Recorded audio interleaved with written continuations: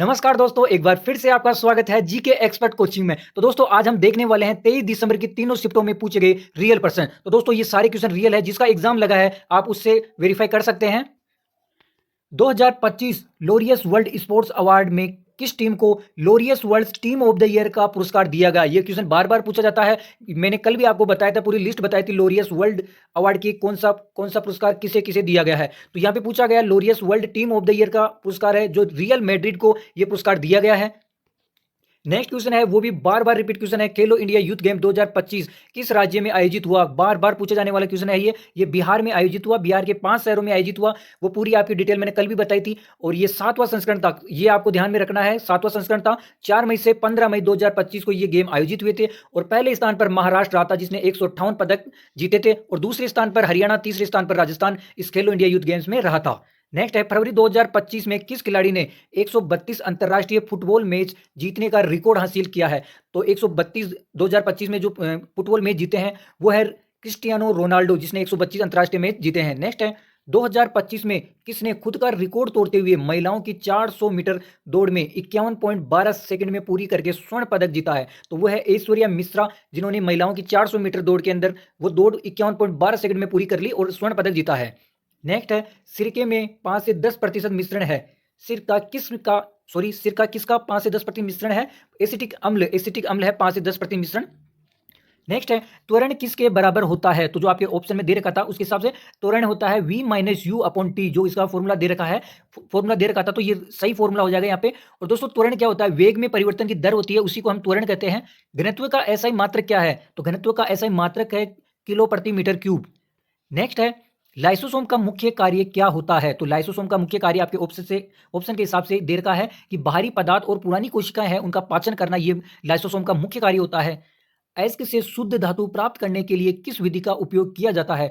तो अयस्क से शुद्ध धातु प्राप्त करने के लिए विद्युत अपघटन का प्रयोग किया जाता है, इस विधि का प्रयोग किया जाता है। नेक्स्ट है, सोडियम क्लोराइड NaCl का आणविक द्रव्यमान कितना है? दोस्तों हर शिफ्ट में आणविक द्रव्यमान पूछ रहा है, तो आपको मैंने बार बार बता दिया कि किस तरीके से ये निकाला जाता है। प्लीज आप देख के जाना ये।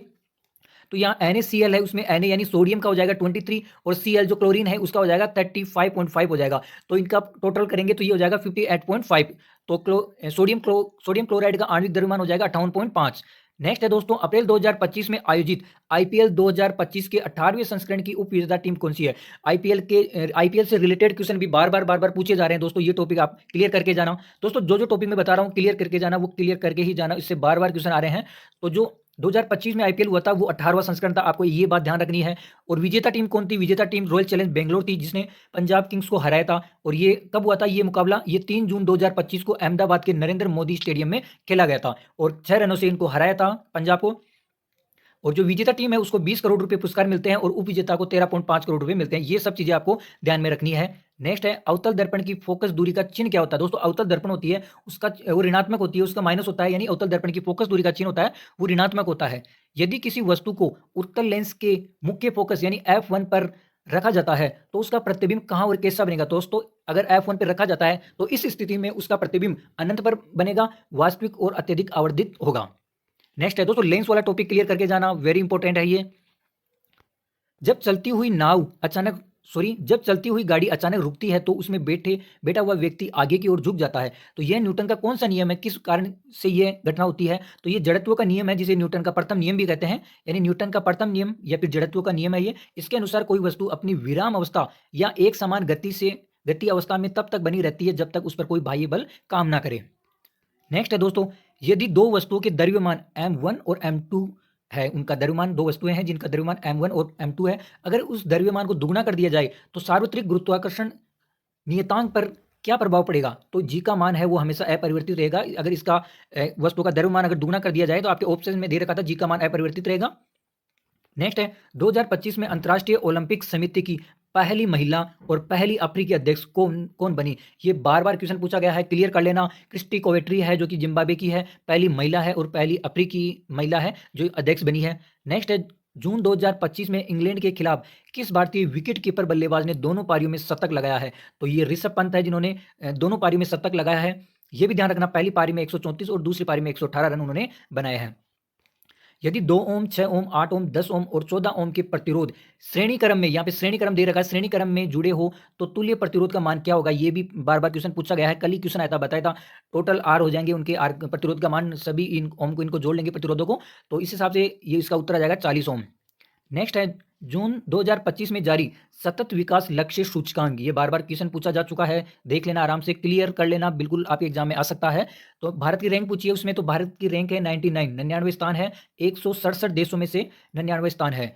अगर बात के स्कोर की बात पूछे कितना स्कोर रहा है, तो 100 में से स्कोर दिया जाता है, तो भारत का स्कोर रहा है 67 और पहले स्थान पर है फिनलैंड। ये काफी बार आपको मैं बता चुका हूँ, बार बार ये पूछा गया है। नेक्स्ट है ईएलआई स्कीम का संबंध मुख्य रूप से किस क्षेत्र से है, तो रोजगार से जुड़ी प्रोत्साहन योजनाएं हैं उससे संबंधित है ईएलआई का संबंध। और ये ईएलआई का फुल फॉर्म भी आपको याद रखना है, एम्प्लॉयमेंट लिंक्ड इंसेंटिव, ये ईएलआई का फुल फॉर्म है। नेक्स्ट है भारतीय रिजर्व बैंक ने आंध्र प्रदेश राज्य के लिए अपना नया क्षेत्रीय कार्यालय कहाँ स्थापित किया है, तो आंध्र प्रदेश के अंदर विजयवाड़ा है, वहाँ भारतीय रिजर्व बैंक ने अपना नया क्षेत्रीय कार्यालय स्थापित किया है। नेक्स्ट है जब सोडियम क्लोराइड, इस तरह के क्वेश्चन भी बार बार पूछे जा रहे हैं, सोडियम क्लोराइड और बेरियम क्लोराइड के विलयन आपस में अभिक्रिया करते हैं तो बनने वाला श्वेत अवक्षेप पदार्थ कौन सा होता है, जब इनकी अभिक्रिया होती है तो बेरियम सल्फेट मिलता है, यानी यहाँ से बेरियम और ये सल्फेट, ये इसका प्रोडक्ट बनता है, ये एक प्रकार की द्विविस्थापन अभिक्रिया भी है, ये भी आपको ध्यान में रखना है। नेक्स्ट है डेविड सजेले को किस उपन्यास के लिए 2025 का बुकर पुरस्कार प्रदान किया गया है, तो 2025 का बुकर पुरस्कार वो डेविड को दिया गया है, डेविड सजेले को इस फ्लैश उपन्यास के लिए ये पुरस्कार दिया गया है। वो एक कन्नाडाई लेखक हैं, कनाडाई ब्रिटिश लेखक हैं। नेक्स्ट है यांत्रिक ऊर्जा किसका योग है, तो यांत्रिक ऊर्जा गतिज ऊर्जा और स्थितिज ऊर्जा का योग है, ये इजी क्वेश्चन बार बार पूछा जा चुका है ये भी। नेक्स्ट है महिलाएं कॉपर्टी का उपयोग किसके बचाव के लिए करती है, गर्भधारण के बचाव के लिए। नेक्स्ट है यदि एक ध्वनि तरंग की आवृत्ति 330 हर्ट्ज है और ध्वनि की चाल 330 मीटर प्रति सेकंड दे रखी है, तो तरंगदैर्घ्य का मान पूछा है यहाँ पे, तो तरंगदैर्घ्य का मान हम निकाल लेंगे V/F यूज करके, तो तरंगदैर्घ्य का मान आ जाएगा 1 मीटर।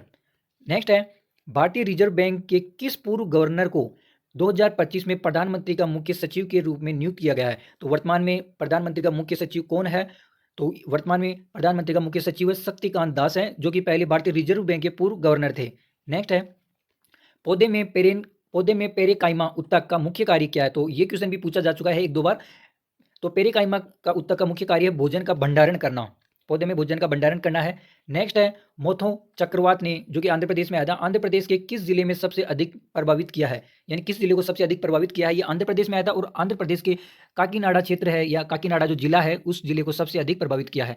नेक्स्ट है इसरो ने 2029 में प्रस्तावित किस मिशन के लिए यूरोपीय अंतरिक्ष एजेंसी के सहयोग पर समझौता किया है, तो इसरो ने जो 2029 वाला जो मिशन है उसके लिए जो रिमसेस है उसके साथ उन्होंने सहयोग का समझौता उसके लिए हस्ताक्षर किए हैं।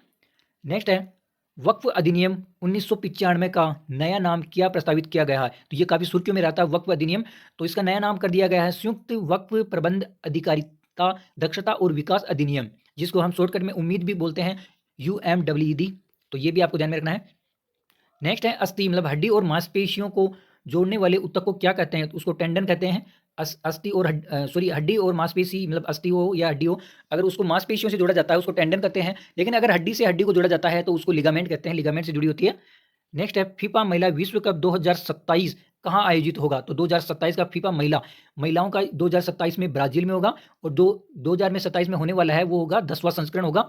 अगर पुरुषों की बात करें तो पुरुषों का 2026 में जो आयोजित होगा वो 23वां संस्करण होगा, और 2026 में पुरुषों वाला जो 3 देशों में होगा, कनाडा, मैक्सिको और अमेरिका, 3 देशों में पुरुषों का 2026 में 23वां संस्करण आयोजित किया जाएगा। संतान का लिंग मुख्य रूप से किसके द्वारा निर्धारित होता है, तो इसका उत्तर हो जाएगा पिता से मिलने वाले गुणसूत्रों पर वो डिपेंड रहता है।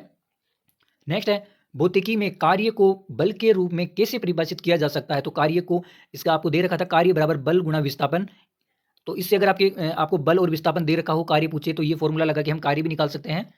नेक्स्ट है अवतल लेंस की फोकस दूरी 15 सेमी है, यदि वस्तु को लेंस से 10 सेमी की दूरी पर रखा जाता है तो बनने वाले प्रतिबिंब की प्रकृति क्या होगी, तो दोस्तों वो जो प्रतिबिंब बनेगा वो आभासी, सीधा और छोटा बनेगा। इसके लिए हम देखते हैं कि जो अवतल लेंस है उसकी फोकस दूरी हमारे को ऐप दे रखी है, अवतल लेंस है तो अवतल लेंस में फोकस दूरी माइनस में हो जाएगी, -15 हो जाएगी, और अवतल लेंस में जो वस्तु की दूरी है वो भी -10 हो जाएगी। ठीक है, तो हम लेंस का जो फॉर्मूला है 1/f = 1/v - 1/u, तो ये यूज़ में लेंगे, ये फॉर्मूला यूज़ में लेंगे और यहाँ पे फोकस दूरी माइनस में रखेंगे, वस्तु की दूरी भी माइनस में रखेंगे, तो यहाँ पे निकल के आएगा -6 जो कि 1 से कम है, तो इसलिए ये प्रतिबिंब वस्तु से छोटा बनेगा। तो आपको याद रखना है, ऐसी स्थिति में आभासी सीधा और छोटा प्रतिबिंब बनेगा। नेक्स्ट है, ओम के नियम के अनुसार यदि प्रतिरोध को नियत रखा जाए, यदि प्रतिरोध को नियत रखा जाता है और विभवांतर को आधा कर दिया जाता है, तो विद्युत धारा पर क्या प्रभाव पड़ेगा? दोस्तों, विद्युत धारा का मान आधा हो जाएगा, क्योंकि यहाँ पे हम देखिए I = V/R है, तो यहाँ पे V का मान अगर आधा कर दिया जाएगा, विभवांतर आधा कर दिया जाएगा, तो यहाँ पे I का मान भी क्या हो जाएगा? आधा हो जाएगा, कम हो जाएगा। नेक्स्ट है, लोहे में जंग लगने के लिए कौन सा कारक उत्तरदायी है? तो आपके ऑप्शन में दे रखा था ऑक्सीजन और नमी, ये लोहे पे जंग लगने के लिए उत्तरदायी होते हैं।